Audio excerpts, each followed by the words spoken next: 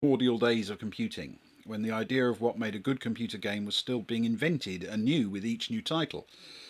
And boys dreamed of Ali Sheedy paying attention to them as they furiously typed code listings from magazines into the computers they'd promised their parents would be used for educational purposes. In many ways, that time was much more primitive. But it was also a time when using a computer you were much more connected to the underlying system. Much less of it was hidden under a graphical interface or based on applications. Most of the time, the commands you used to launch a program were the same commands that could be written into a program to make the computer do things automatically. There were vast arrays of games written for these older systems, and many of them are now available for download from websites, where enthusiasts keep the memories of these old games alive. But not everyone has old hardware lying around, and for a younger generation that never experienced these machines, there's a difficult road ahead to find, recondition, and then learn to use them. And this is where the magical world of emulators comes in. An emulator is simply a computer application that you can run on your everyday computer, your Windows machine, for example, and it accurately emulates the behaviour of a different computer. So today I'm going to chat a bit about software emulators that allow you to have almost the full experience of the 8-bit era for free on your current computer. As I run Windows, I'm only going to talk about emulators that run on Windows, because those are the ones I've used myself, but users of Mac and Linux machines can find many emulation options for their systems too. So home computing actually begins with computers like the Altair and the IMSI. But I'm not going to go into too much detail about there because not many people used them, at least not comparatively speaking. The real birth of home computing for the vast majority of people was the arrival of the Holy Trinity. 3 microcomputers that were all released within a few months of each other in 1977. The cheapest was the TRS-80.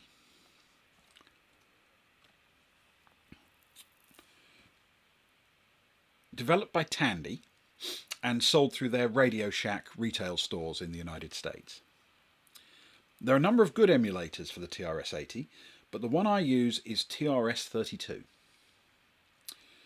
The unregistered shareware version is capable of everything you're likely to need and emulates the TRS-80 Model 1, Model 2, Model 4 and Model 4P.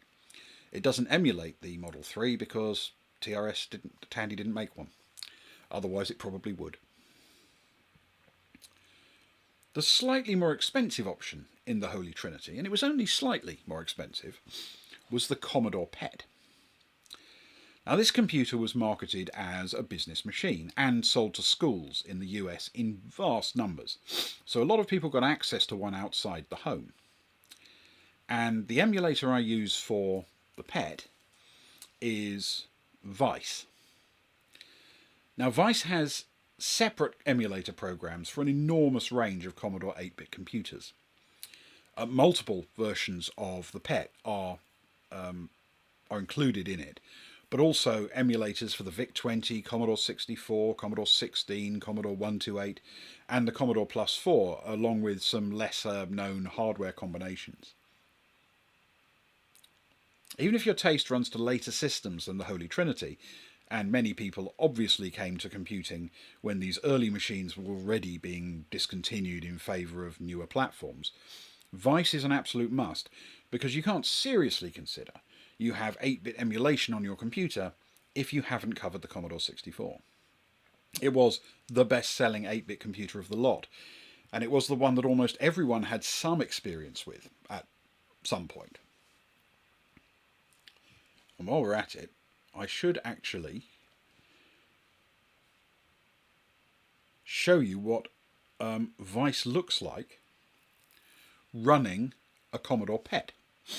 So this is the Vice emulator running the original early version Commodore Pet machine.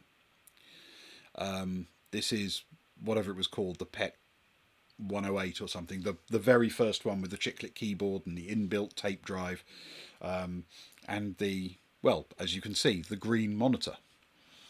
And Vice literally handles this exactly the way it would if you had the machine sitting in front of you.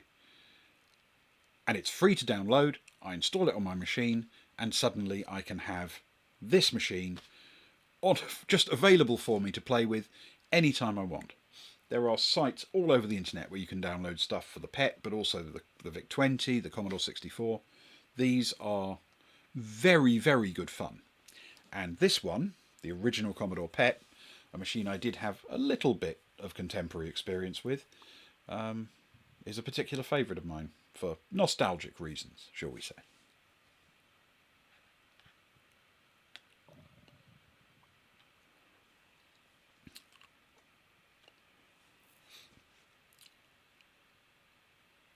The third of the Holy Trinity, and the most expensive, and not just the most expensive, it was fantastically, eye-wateringly expensive. It was the most expandable of the three systems, but it was certainly one of the most influential computer designs in history, and it was the Apple II. Now, the Apple II was a remarkable machine, and it also turned up a lot in education, so a lot of youngsters had a go at it. I can still remember my first time playing with it at school. It was a wonderful, wonderful machine. Back when Apple was called Apple Computer. Yes, I know, seems a long time ago, doesn't it? Now, the best Apple II emulator, in my opinion, is Apple Win. Now, while the Holy Trinity were the earliest of, well, let's call it the second generation of home computers, the one after the Altair and the IMSI.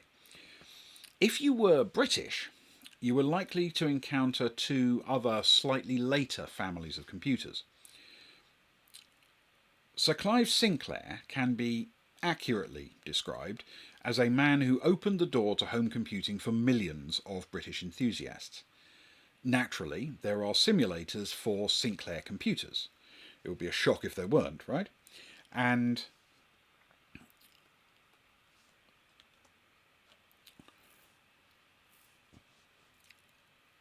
the best of them for me is 81. The program allows you to accurately emulate the experience of using the whole range of Sinclair 8-bit computers. ZX80, ZX81, the Spectrum, the QL, including all the memory varieties and the Timex clones in the United States, even the later Amstrad era machines, and all in remarkable period detail, down to the point where they've somehow even managed to make the keyboard frustrating. It's remarkable how they achieve this. Many British children, however, even if they had a Sinclair computer at home, used an Acorn computer at school. And the best of the Acorn emulators, for me, is BBEM.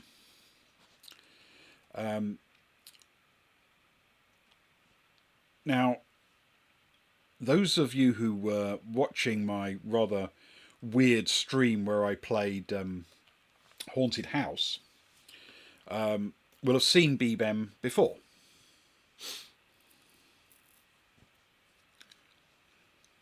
Yes, Sock, it does emulate that. The 45 minutes of typing it in for it to crash. Yes, it does absolutely emulate that. The Sinclair one, you can even emulate the wobble on the 16K memory pack. So randomly it will throw up memory errors.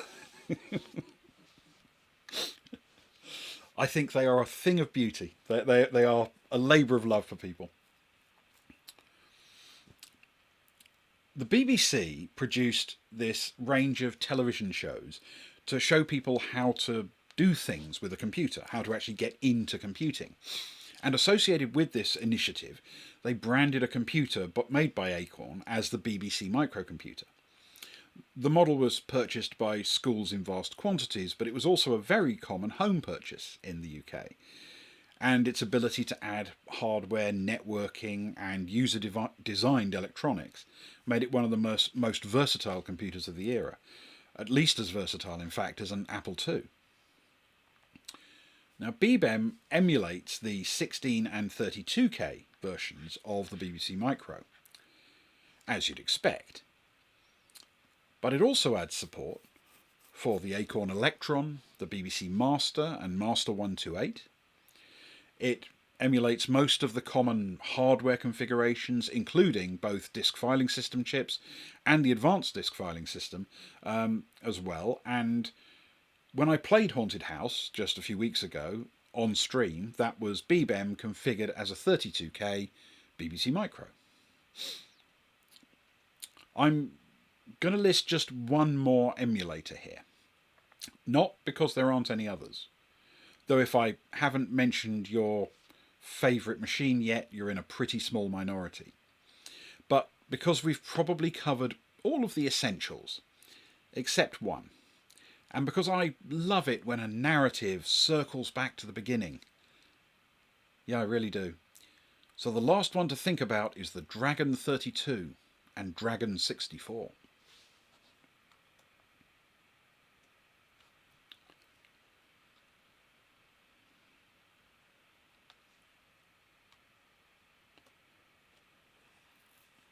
They were fairly popular in the UK, though never came close to reaching the sales numbers of the Sinclair and Acorn offerings. The Dragon 32 was based on a Motorola chipset and designed around colour from the beginning. It wasn't actually any good at colour, but hey, it was cheap. I think the best of the Dragon emulators is XRAW. But I did say something, right, about the narrative circling back. Well, back in the mists of time, when I started this piece, the very first one I talked about was the TRS-80. And that was released by Tandy. Now, just 3 years after the TRS-80 was released onto the market, in 1980, Tandy produced a new, completely incompatible line of computers that could handle colour, which the original TRS-80 couldn't. In order to avoid confusion from those using the TRS-80, who might think that the new computer would be compatible with their existing hardware because they bought it from the same shop with the same company name on it, Tandy cleverly called the new line the TRS-80. Only this time adding colour computer to the name. People who lived in the real world, rather than whatever fevered dreamscape the marketing department of Tandy inhabited, needed to differentiate them clearly. So everyone called these machines COCO, short for colour computer, not TRS-80, even though that was what was written principally on the case. And the Tandy COCO was based on the same chipset that the Dragon used. So believe it or not, the XRAW emulator can also emulate Tandy COCOs. You see what I did there? That was good, wasn't it? Yeah.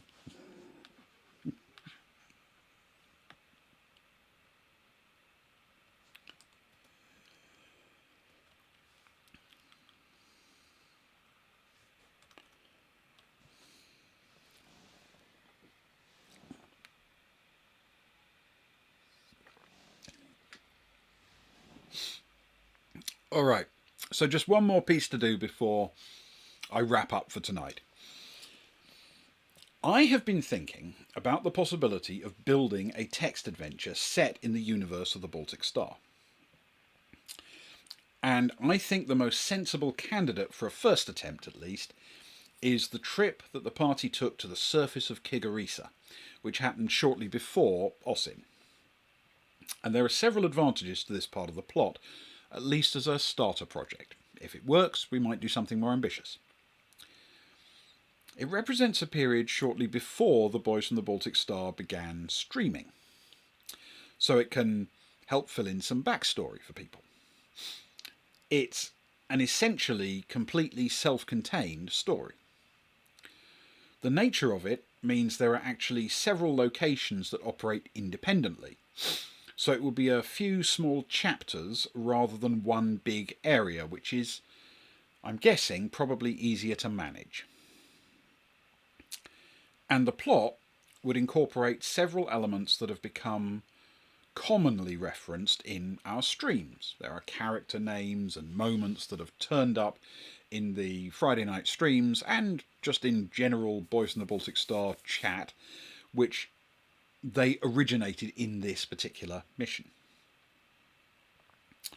So the game would be an old-fashioned text adventure, and it should be something that could be played on stream, demonstrated, but I think it would be a shame if it wasn't playable by other people as well.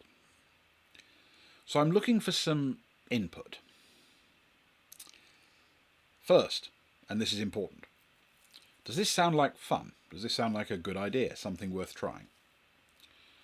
But second, at least as importantly, what kind of environment should host the game? In essence, we've got a few choices.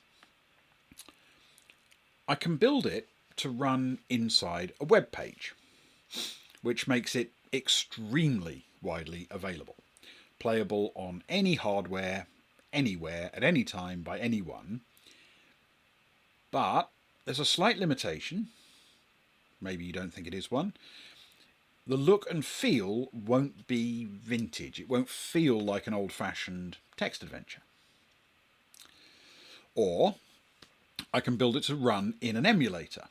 So similar to one of the 8-bit emulators we've just been talking about. So I could make it run on a BBC Micro or a Commodore 64. And then it will look like the real thing and play like the real thing. But if anyone else wants to play, they'll need an emulator. Or, to be fair, some actual vintage computing hardware, if they have such. There's even sort of a middle ground. I can build it to work in a 16-bit MS-DOS emulator, like DOSBox. Still a bit vintage looking, but the commands would be perhaps a bit more familiar to most people. Maybe more people are familiar with a DOS command line. So ultimately that's what it comes down to. Is it important that you can play it on a mobile phone or a laptop? Or is much of the fun in the look and feel of the time these games were the cutting edge of video games? What do you think? You can have a bit of time to consider it, because I'm not going to begin any coding until after the next behind the screens. But I'll ask the question again then, and hopefully get some sense of what people think. Don't panic if you don't have a strong opinion. I'll make the decision anyway. I just thought I'd ask the question to find out what would be more interesting for people. Ultimately, Socks, I'm hoping that it will be a completely standalone thing, that anyone who's following the stream will learn something from about the backstory of the Boys in the Baltic Star. But also, it should be a standalone game that can be played just for the amusement of that game. Something that people can try out and enjoy. And if it turns out to be difficult, then it will probably end with this one very simplistic effort, a very small scale game. If, on the other hand, it turns out to be swimmingly easy, we might look to doing something a bit more ambitious in the future. So I suppose it's also perhaps the beginning of a spin-off series of games that we can set about anything.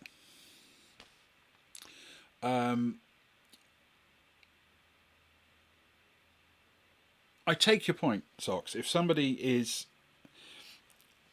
is mainly going to be using it to learn about the backstory of the Boys in the Baltic Star, then they'd probably want that rather than to play through a very old school style video game. I think that's a fair point, and there certainly are advantages to making it playable simply on a web page.